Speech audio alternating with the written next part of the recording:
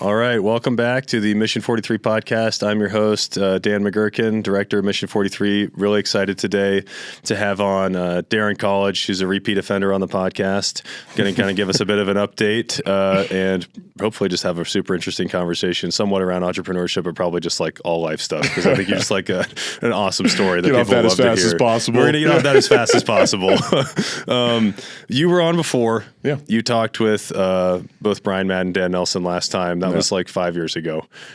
Folks can go back and listen to that episode. It was a great, I thought, kind of exposition of your decision to join the military after your time in the NFL. Yeah. I think if you wouldn't mind just kind of running folks like a quick kind of like where you come from, what's the background look like, and then also, but I think like what's new the last 5 years since you were on talking with folks. Yeah, I guess people can watch it. It's a different Dan, but same Daryn, just older. Obviously went to Boise State here, had an NFL career after that, which was an amazing experience, amazing opportunity. Was super fortunate to leave that, come back to Boise. This community supported me and my family and gave me really everything. So we came back and had the chance to serve. My wife's a military brat. Her father's out of Mountain Home Air Force Base. She's a Meridian girl herself. So it's one of those things where it's like this was an easy community to come back and raise our kids in. It was one we wanted to, and one I wanted to come back and support through that military operation. I looked at my life and said, was I going to be able to be one of those guys that wanted to, moved around into the Fort Bragg life and all that kind of stuff, and realized, I could kind of stay here, fly in the back of helicopters, and aviation's one of my passions, and do a really cool job, and again, support this community, whether it's through search and rescue and firefighting, and then do it at a national level, in places like Afghanistan. So it was an awesome opportunity. Then kind of I started to transition out of the military. I got back to working for Boise State for a while, back supporting my alma mater, supporting it's a varsity B program, which is really our veterans for former players, and come back. And the funny thing was, it was a great transition because a lot of the things I learned in my time in Mission 43, I've openly said that I stole and really kind of took those back to that group, because oddly we see a lot of similarities between athletes and service members on how they feel, how they act, and what happens when they're transitioning out of that job and what that role really looks like. And the NFL game's a little different, but the college game tends to be a lot more like the military guys, because their options are less, it seems, right? They don't have as much support staff. It's very much like, hey, thanks for your service, you're out the door. So was able to kind of do that. Caught cancer, fought cancer, survived cancer since my last interview, which was great. Lost half an ass cheek, so I can pretty much say I'm half-assing the rest of things in life, and I'm doing pretty well. Yeah. So it's one of those things where it's like, it was a wild challenge to have something like that pop up in your life and go through that. But I've always made the joke that I've tried to be this 1% of 1% my whole life, and I figured fighting cancer was just one more thing I kind of add to that belt of things I've gotten the opportunity to do and experience. And now I run restaurants, and I tell most people I'd rather go back to war. Yeah. The restaurant industry is an extremely tough one. It's fulfilling in a lot of ways, and I love it. But it's also one of those things where it's a grind every day. Yeah. Well, I wasn't going to get into it, but I will ask if you're, and we have a whole team here, so it'll be great. They're going to edit out anything we don't want. When it came to the cancer thing, how did you navigate that as a family? And I'm bringing it up because I think it's important for folks, because this stuff hits you when you least expect it. Your father, husband, no question. And especially, there's no joke like coming from being, even though I was a fat one, like a world-class athlete, to be that person and then be in your 30s all of a sudden and be like, whoa, I don't get colds. I don't get sick. I don't think I've taken a sick day in the last, 7 years. So it's one of those things where it's like, all of a sudden they're like, my cancer was super funny. It's funny now, haha. But it's one of those things where I was doing a lot of jujitsu at the time. I was coming back. I had pulled my butt cheek, in a roll, and I came back and I was walking by the mirror and I was like, dude, my right butt cheek looks like I'm 25 again. I'm like, what the heck? Either the jiu-jitsu's doing something or I pulled my muscle. And my wife was making jokes about it, and we were talking about, BBLs and was I going to have to get surgery to get them to match? And it took till my third doctor for somebody to be like, hey, something might not be right. Everybody was like, oh, it looks like it's pulled, but get it checked out. It's pulled, whatever. And then my last doctor was like, hey, I think it's torn, but we should get an MRI, make sure there's no fluid on it, but we can't really fix it. It's 2 weeks. You're not in a lot of pain. They're like, you should probably leave it. And they sent me to my MRI, and I was making the same jokes with them. And then I remember I was actually running errands that day right after my MRI, and I came out of the grocery store and there was a missed message from St. Luke's. And it's not the message you think you're going to get, right? We're in the middle of COVID, right? It's not one of those like whatever. They barely got me in for the MRI because of COVID. And she was like, hey, we need you to call our cancer docs. You need to have a conversation with, like we need to call one of those guys up. And I'm like sitting there going like, wait, what? That's always nice. A super vague phone call super, about like call super the vague cancer phone doctor. call about like it's not what we thought it was, Yeah. but now I need you to call one of these guys. And I'm like Googling, like I'm like, who is this person? Like, wait, is this a prank call?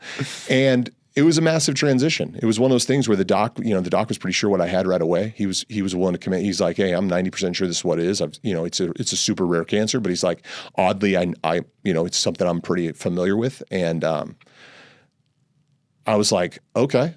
Like, and all of a sudden I was seeing oncologists, and I was like, I'm like Googling oncology. I'm like, I'm 99% sure what oncology is. Let me double check what that is. And it immediately went from something of like life's normal to life's not. And what's it look like? And I was super blessed. I had my cancer was one of those ones that are like, hey man, you got an 80% survival rate. Like, worst case scenario, it's 60% if it's this level 3 one, right? But most of the time you're going to die from something else. But they're like, hey, let's be honest with you. Here's what it looks like. So we got to treat this aggressively because we don't know what it looks like. Yeah. My wife and my family huddled around me. It changed my military path. I was at that point, I was at a position to re-sign with the military and go back for another stint. But the military couldn't commit that I was going to be able to continue to fly. There was no idea. I was going to lose my flight status during cancer treatment anyways. There's no idea if I was going to get back. And I wasn't ready to sign an 8-year deal and come back and push papers. I just knew that's not what I wanted to do. I loved being a sergeant. I loved working in the back of the aircraft. I loved being one of those guys moving and shaking. I liked using my hands. So it was one of those things where I was like, if I couldn't do that, I didn't know how I was going to make it. Yeah. Right. So that really was a huge transition in my life. It pulled me out of the military and kind of forced me in the next place in my life, and not the way you think it is, right? Some decisions you get to make for yourself, and that one really felt like it was made for me. Yeah. And that was tough. But to see my kids and support, the support I had and go through that was an awesome thing for me. I think it, like most people will tell you, it gives you a different perspective on your life. Not necessarily, I wasn't at that point not living my life. I was living a great life. But it's one of those things that's like, hey, make sure these moments are important. Make sure the people that are important know it. Right. And then mine was also super weird. I went through that during COVID. My wife couldn't come to my treatments. My wife couldn't come to my surgery. She dropped me off the front door and then picked me up on my way back out. And I had a real moment in the waiting room getting ready for my cancer treatment, my final surgery for the removal of my tumor.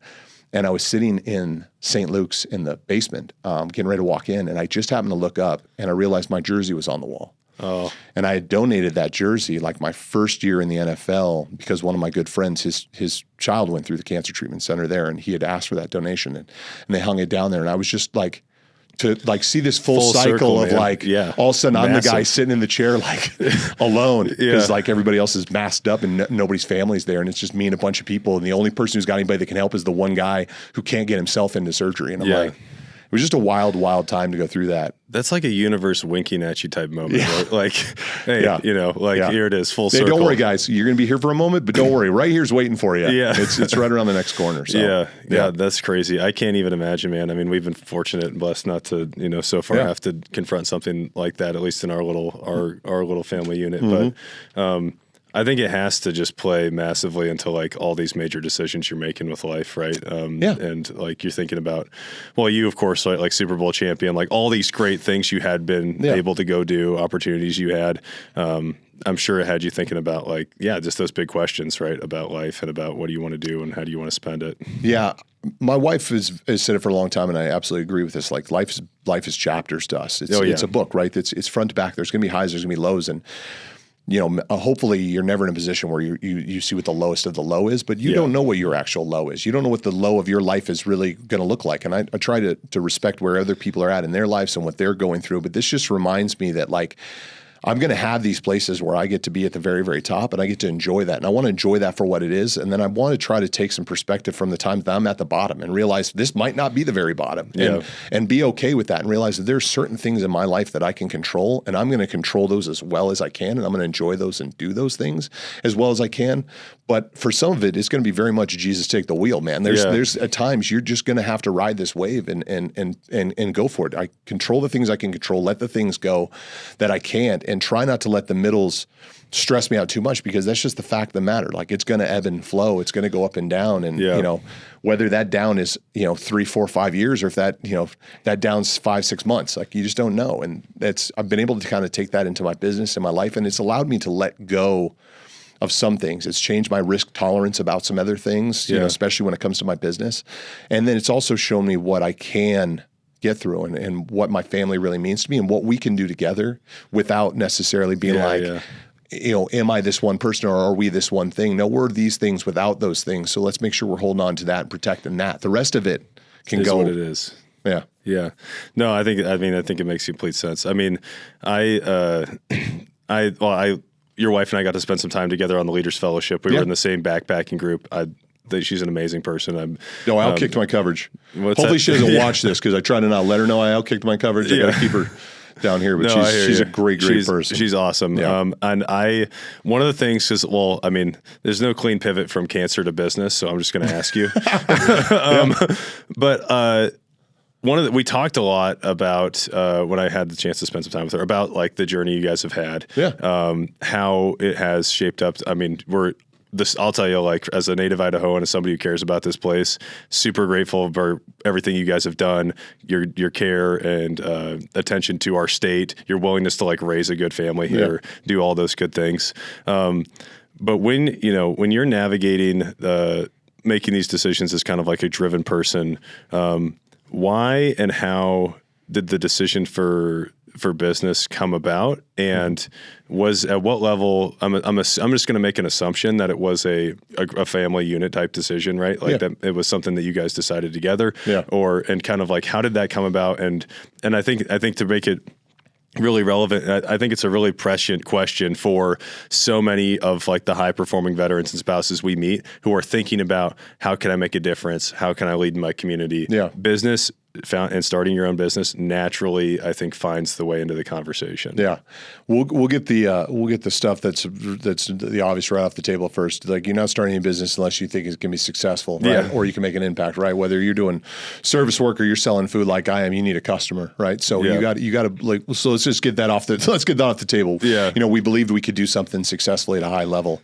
I was involved in restaurants, and kind of how we got in this world. I was involved in restaurants when I was a kid, and grew up around that space. And then I did it again in college. I worked the front door at a little place called the Haypenny Bridge, which was a combination kind of restaurant bar, and fell in love with that scene. And then traveling around the NFL, going to meals and then thinking about family meals around Thanksgiving and great memories around, meals out and stuff like that. It was always one of those really, really great experiences. And I look back at it and said, like, all my best memories were with family and friends or business people around tables and around meals and around gathering. And I think the restaurant industry is an extremely special one, that where we get to ask people for their time and their money, which is two of the most valuable things in their life, and we get to offer them an opportunity and experience for that. And if we're not service-based industries first, then we're doing it wrong, right? If we're not providing you a quality experience, I think everywhere should be cheers. I don't care if it's, the best restaurant in town or the lowliest, coffee shop. It's one of those things where, service is first. And we learned that during COVID, right? Like, the thing we missed most was our interactions with people. That was the hardest part.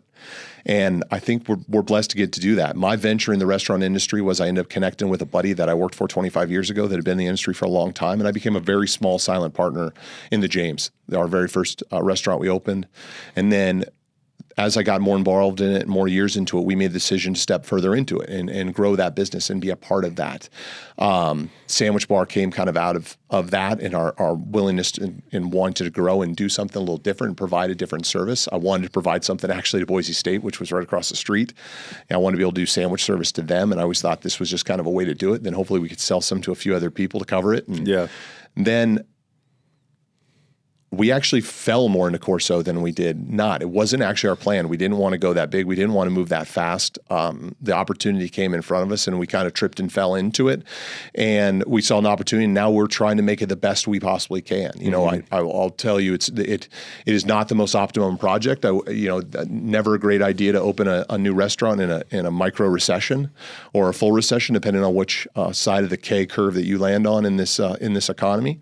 So it's one of those things where we're fighting just like every other business around here to survive and come out of this. And the interesting thing is, for my wife and I, we've made all these decisions together, some more willing than others, but she's always allowed me to chase my dreams as I have hers. And this is one of the few times that we've been challenged in a way that was totally different to us than the NFL and then the military. We were challenged in different ways, though, separation, limelight, whatever it might be. To us to come into this business and batten down the hatches together and say, how do we do this really, really well? And then how do we protect ourselves, and how do we protect our kids, and how do we keep, pushing and trying to support our staff and do that better has been a challenge that has brought us closer than I thought we'd ever be. When you're looking at your marriage 10 years into it, you think you're doing really, really well. And then I'm sitting at 10 years right now. And then I sit now, we're knocking on the door of 21, and I thought I knew my wife. I thought we had it all figured out. And I realized in the last year and a half, I've learned more about her, and I've learned more about our relationship. So that in the business has also been great, because I think when you get into businesses, whether they're extremely successful or they're failures, you find out who's in your foxhole, and you find out who your partners are. And that's including the partners you have at home. And even if all of these businesses fail, that will be a massive impact to our family. But I think I'll still win, because frankly, I think I've got a better marriage for it. Yeah, that's awesome. I love I don't know if this was by design. I love the fact that, like, the message we can the message I'm taking away is, like, you guys started from a place of kind of like opportunity generation. Like, restaurants were a natural place to create opportunities for other people to connect, to feel more whole, whatever, as a family. Yeah. What do you wish you would have known, though? Like, when you were jumping in on the business side, like, I think there are a lot. I mean, of even just people I know that are like, I'd love to start my own business. I have no idea what I don't know, right? I think that's what it is. You just don't know what you don't know. And I don't think there's a way to know everything. I've spent my life trying to be the dumbest guy in the room. I always want to surround myself with people who have institutional knowledge and whatever they are. And I want to learn as much about those things as I possibly can. And I don't care if that's from learning how to tie knots to, in Boy Scouts to running my business. So I've surrounded myself with people that had institutional knowledge. I think what you want to know about this business or any business is you want to know who you're in business with.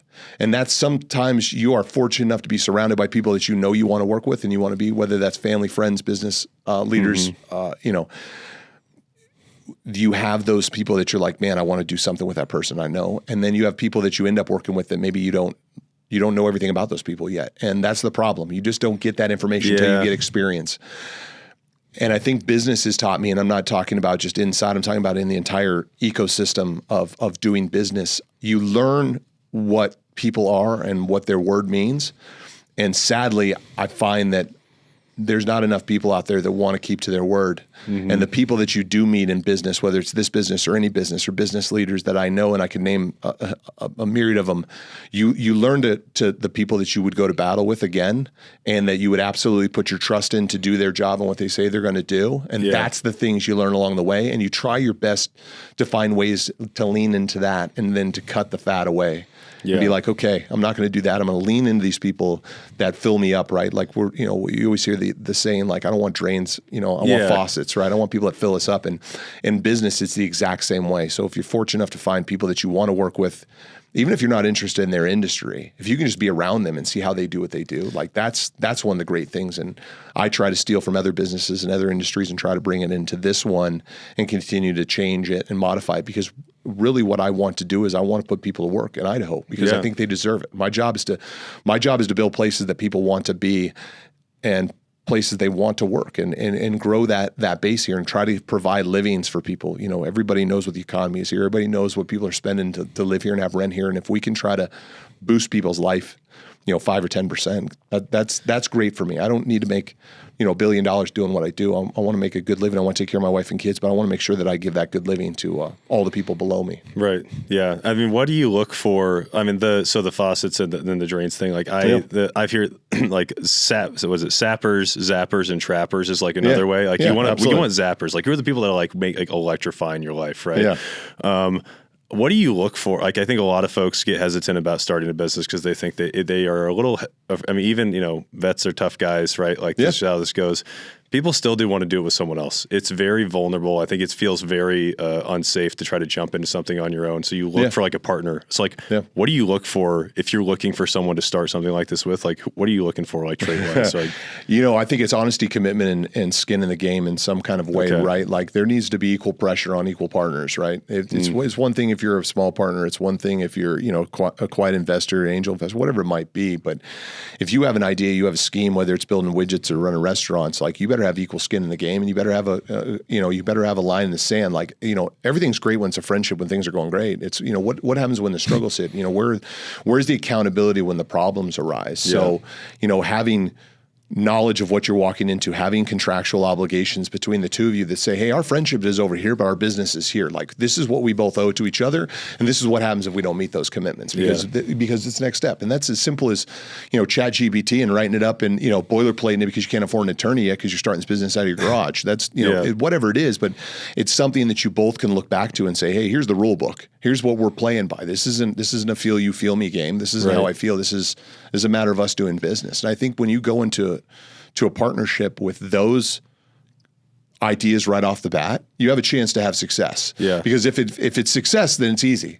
Like this game is super easy when everything works. Right. But in all reality, we know in most businesses, it's not going to work right away. And there's going to be those lean times, right? Everybody's like, I want to be an entrepreneur. I want to be rich and I want to make my own hours. Well, I'm going to let you know, you're not going to be rich tomorrow and you're going to work way more hours than anybody else. Yeah. Because you got to do everything, right? Some days I'm slinging drinks and some days I'm trying to fix electricity and some days I'm trying to raise money and some days I'm arguing with a food vendor, right? That's like, we all wear different hats, especially in the very, very beginning. So, but having a playbook out there between you and your group, that's a great start. If you know you're going to go in with a partnership, if you know you're going to do that, make it very black and white. Because for one, your partner will appreciate it, your investors will appreciate it. Yeah. What do you think about? I think we hear a lot for folks like, don't get into business with family. Don't do it with family. Don't do it with friends. Yeah, I worked for the Rockefellers. Yeah. So. Like, how do you There's got to be a line though, right? Like, you don't want to be in business with somebody that you don't get along with, like, you know what I mean? Like, you're not just going to naturally gravitate towards people that you wouldn't otherwise be associated with in your life, right? I think we all want to be involved with people that we want in our own circle, right? Yeah. Like I want to do business and I want to have people that work for me that I also want to go out and have lunch with or coffee with, right? I don't want to, there's going to be plenty of times, you run a big enough business, you're in an entrepreneurial course or you launch the next, Google or whatever it might be, like you're going to eventually be in business with people that you don't know, you don't care about, and you probably don't have any, normal association with. Like that's totally fine. But if you're in the very beginning of starting a business, you better have somebody that you enjoy spending time with, that you like collaborating with, that you like working with on a daily basis, because that becomes that's your second relationship. My second most important relationship is the people that I work with on a daily basis in my office. I leave my family, I come to them. I spend more time during the day with them than I do with my own family. So I better like who they are and I better have a vision. Now, if you're fortunate enough to get to do that with somebody you love or somebody you like, that's all the better, I believe. Yeah. But understand that when the time comes, like that will be what's affected, right? It's one thing to do a business with your wife or your significant other or whatever it might be, or family member that you're like, hey, there's a love, we're a blood person or whatever the business is. It's another thing when it's you and your friend and you're trying to figure out who's getting a paycheck that week because nobody can, because there's not enough to cover you and your staff. Yeah. Right. It's like, okay, like, are you taking half the paycheck? Am I taking half the paycheck? You got bills. I got bills. Right. Like, so that stuff's when friendships.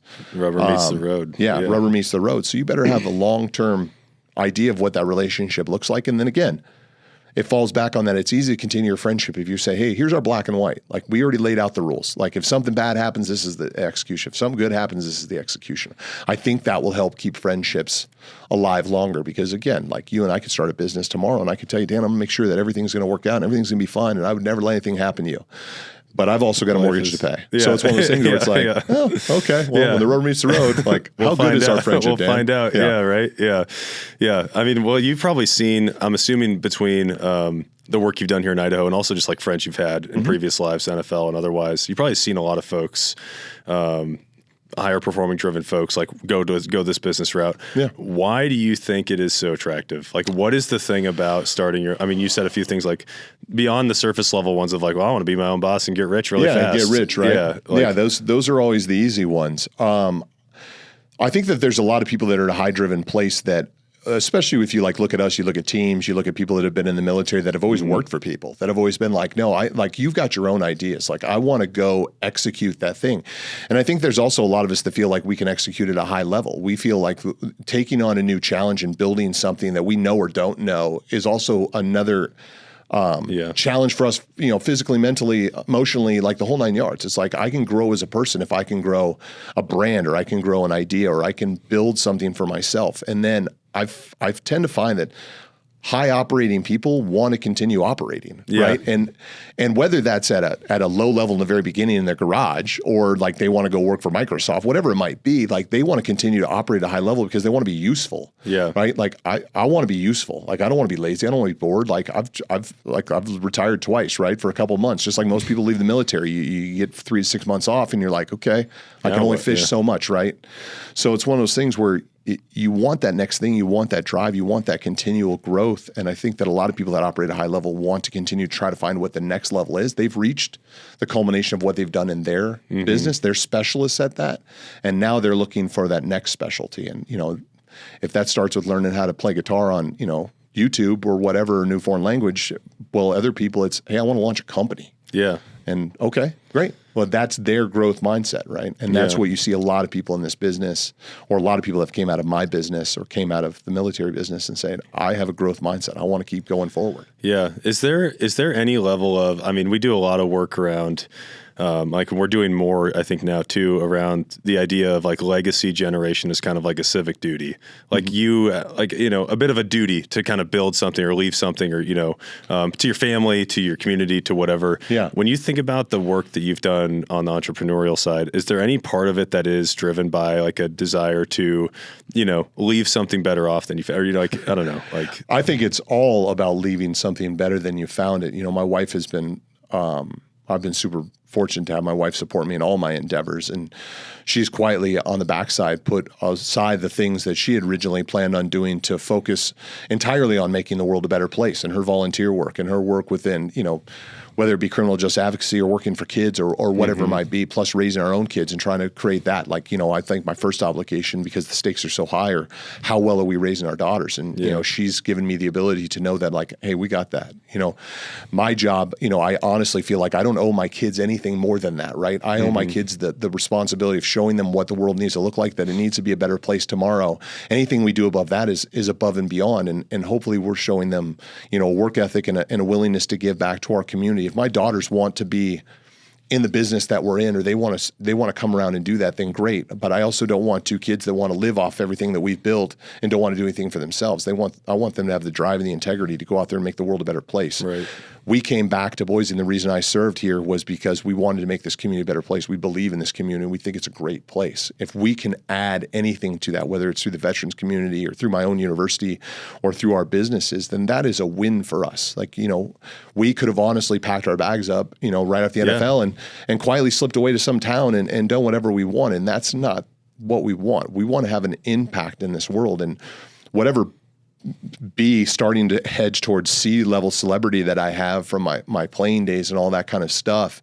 If I have the ability to use that to enhance this community in a positive way, whether that's through volunteer work, politics, business, or recreation, then I'm going to try to do that because I want to make an impact. And then along those lines, I'm hoping my daughters see that, because frankly, they're two great human beings. They're awesome kids, and they're getting ready for that next step, right? They're in their selfish phase right now, which is they absolutely should be. They're focused on school and sports and their friends, but being great friends and seeing work and seeing dad struggle and seeing mom and dad like make sacrifices and start business. I think that's all important things for putting them and plugging them into this community and being like, okay, this is what we need to do to keep moving forward. Yeah. I have two girls. Did having girls rock you the way that it rocks me a little bit. Like, I don't know.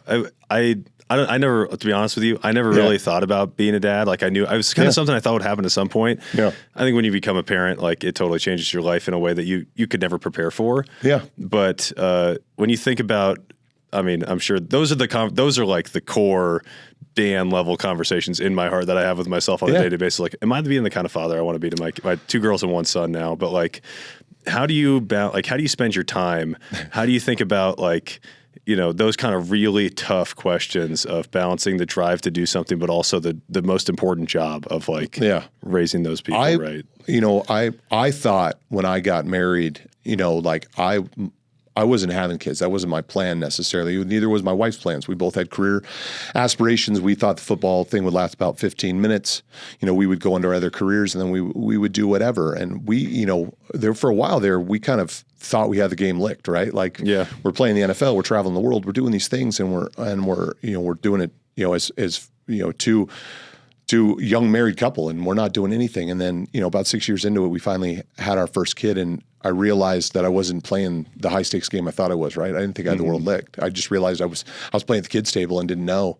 And my kids have been the best thing that ever happened to me. And having 2 daughters, you know, it's always funny in our game, especially when you're a football player, like everybody talks about sons, right? It's one of those things like you gotta have a man, you gotta have a boy. And I think having 2 girls was the best thing that ever happened to me in the world. Dude. It's like, to be a girl dad, you know, I always make a joke because we got a girl dog and then I got the 3 of them with the wife and kids. And I'm like, I'm the only dude, but I'm 4 times bigger than everybody. So it kind of, the math kind of works out across the board.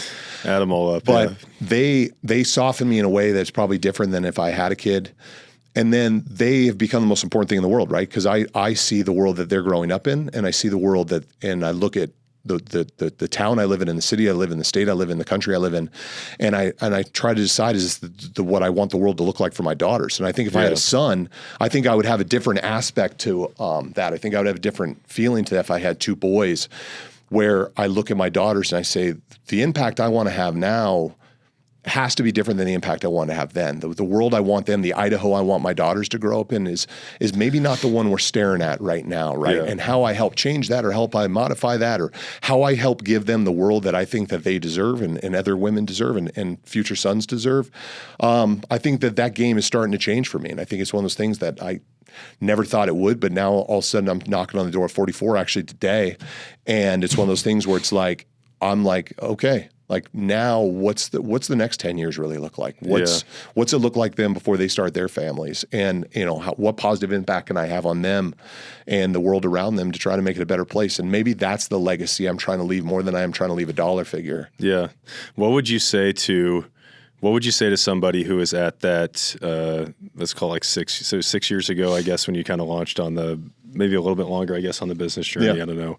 Like, and someone who I think kind of funny enough, like usually these are folks around the same age, like frame we're talking about, right? Like probably have a youngish family. Yeah. What would you say to them if they're listening to this and thinking about like what would you say to them to help them make the right decisions or ones that they could be happy with, right? Or and then they can hold you totally responsible and they'll track you down. And disclaimer across the bottom. Like Daryn said, make sure your seeds are solid, right? Like when you're going to go down this road, whether you believe in it or the other partner believes in it or you both believe in it, make sure that that's what you know and make sure that you're willing to make those sacrifices together and understand, like really, really write it down and say like, this is what the bottom looks like. Yeah. Like, are we good there? Are we still a family there? Are we, or am I trying to hold a lifestyle together for a couple people that maybe aren't on the same page as me? You know, whether that be your wife and kids or just your partner or whatever it might be, or the opposite. Your husband's doing whatever he wants and you're trying to run a business out of your garage, you know, whatever that might be. Make sure that you guys know, like, you're actually in this together, because when it comes down to it, that's it, right? That's the bunker. That's the home base. That's the lighthouse. You know, you don't have that guiding light. You don't have that one thing to hold on to. The rest is going to fall apart, because I promise you, whether you start a successful business or a crap business, they're both going to have crappy times. And they're both going to have struggles in the very beginning. You're both going to be working your tail off to make sure that, and if one person or the other is not committed to that or understanding what that impact is really going to be or what that takes, like, don't sugarcoat it. Don't be like, hey man, everything's going to go right and you're going to get to do whatever you want and I'm still going to get to be the stay-at-home dad and I'm doing all the soccer stuff and mom, you're going to go out and find this career and everything's going to be great. Like, That's not the reality, right? It's going to be late nights and hard days. But if everybody you have that black and white printout of like, hey, this is what the top looks like, this is what the bottom looks like, and here's where we're doing this together. I think you got a real chance, because then you're not in a stress situation where you're playing in a game that you can't fail. Yeah. Right? Like if you accept the fact that this can fail and may fail, and you already have a plan for that, like cool, great. But if you're pushing all your chips to the middle and knowing that that's everything, well, that's fine too. Like there's a lot of people who pushed all the chips to the middle, lost it all, and came back and built it back up. That's great. But are you okay with that? Right. Is your spouse okay with that? Is your significant other okay with that? You all right sharing a room with your kids again, right? Yeah. Then make that decision. Make that challenge. It can be one of the best things that ever happens in your life.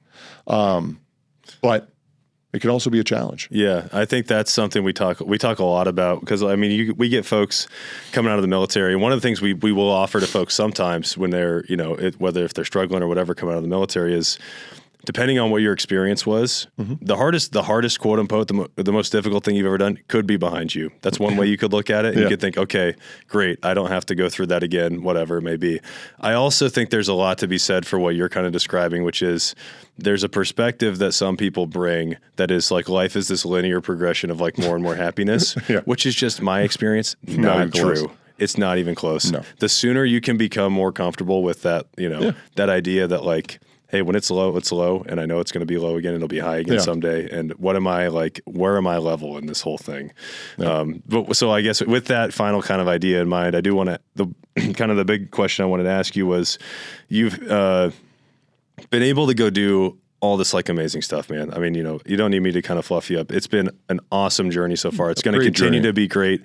I think like what do you take away from it? Like what are like one or two of the through lines that you would, all the different kind of the success you've had, even some of the lows, the difficult life things, for people who have maybe lived a different type of that, or people who are at some level living some of that, what do you want to share with them that would be valuable and you wish someone had shared with you sooner? Buy Amazon at 8. Somebody should tell me.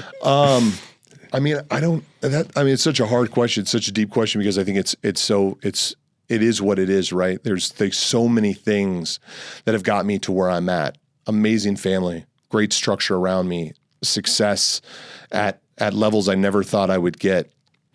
But the things that I've found that continue to make things work for me and continue to take me on my journey are, I never want to be outworked, ever. I always want to be the last guy in the room working my tail off. And, it's not necessarily being in the weight room till 9 o'clock at night. That's not the point. But the idea that like, I always thought the military was super, super easy, right? Right place, right time, right uniform on, right? That's not real life for anybody, right? Nobody shows up unless you're McDonald's, like, well, here's your uniform, show up at the right place, right? The challenges in the military were everything after that, right? That's where the challenges were, getting shot at, dealing with that stuff, right? Executing a job. Your challenges change on this side of the world, but if you're willing to go out and challenge yourself continually, not be happy with where you're at. And I don't mean that in a negative way of not just being happy. I mean, literally like, hey, I want to grow today. I want to grow tomorrow. I want to learn something different. I want to find out about that. Like, I always find it funny in this job market, like people are talking about like, every business is struggling for laborers, but nobody wants to like, I don't know what I want to do. I'm like, just go do something. Yeah. Go find a business that you trust, that you believe in. I don't care if it's down to Taco Bell or whatever. You're like, hey, I want to see how this thing works. I want to see how it runs. I want to find the deficiencies in this business. For 6 weeks, guess what? They'll hire you. Yeah. There's people like Tommy Alquist out there that are giving opportunities to people all over the world to learn new things and do different things, right? And it's just one of those things. If you have a passion for something, go out and do it. Take a chance, take a risk, challenge yourself, change the perspective where you're at, and outwork people around you. Because just like right place, right time, right uniform on, if you show up and you outwork most of the people in the room, you're ahead of them 90% of the time. And that's my business. That's any business, because frankly, it's getting harder and harder to find people out there that want to work and challenge themselves. And I think that's what I've never been afraid to do. I've never been afraid to learn something new, challenge myself in a different way, and see what the outcome's going to be. Yeah, I mean, that I love the answer, man. It resonates like immensely with me. Just as like it's amazing how far you can get with just having a work ethic that is imbued with you at a young age, from coming from like a rural community, and like just people who baked that in at a young age, and being in a willingness to be like, well, no one else wants to do it. I'll try it. Right. I'll try it. And then if you don't like me doing it, then move on. Yeah. Or if I don't like doing it, or if I don't like doing it, I'll move on. Find the things you don't like doing, right? I think that's one of the hardest things. Most people in the military, if you're fortunate enough to do this thing for 20 years and you walk out with a retirement, the whole 9 yards, or you've done what I did and you had a retirement, you're actually stuck in a place where you're like, I can do anything. What do I do? It's almost worse. It's like there's going to be weather. Right? There's going to be weather tomorrow. Like, what are you going to wear? Yeah, right? Exactly. It's like, I don't know what I want to do, but do something. Yeah. Find the next thing, whether it's what you plan on doing the rest of your life or not. Find something, whether it's close to what you want to do or whatever. Find a purpose, find a drive, get out there and do it and realize, okay, I'm going to take that one off the list. Yeah. Or, hey, I loved part of this, but I want to find something more. Like, hey, I want to get in marketing. I want to find this or whatever.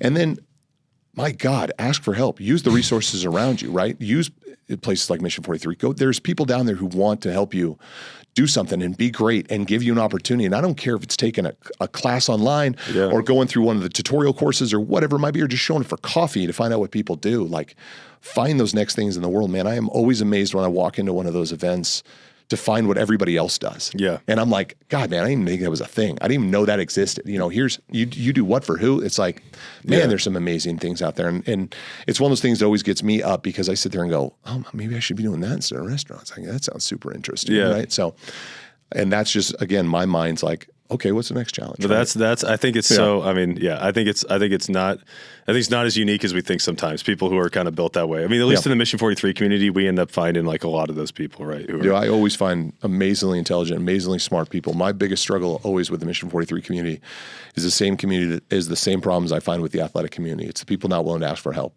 It's the people not willing to say, hey man, I'm struggling with an idea or a mission or a plan. Like, what are you doing? That's the one biggest thing. And I think it's hard when you've been an operator, you've been a leader, or you've been at the top of the game to come down and be humble enough to say like, hey, I don't know what the hell I'm doing. Yeah. But I'm excited to do it and I'm excited to work. Just point me. Like I tell people all the time, I talk to people in other businesses because I don't know if the restaurants will last, 6 more weeks or they're going to last 6 more years. I have no idea. So like I'm always out there talking to other business leaders saying, hey, what do you do? Tell me how you do it, man. Do you think you could teach somebody like me that business?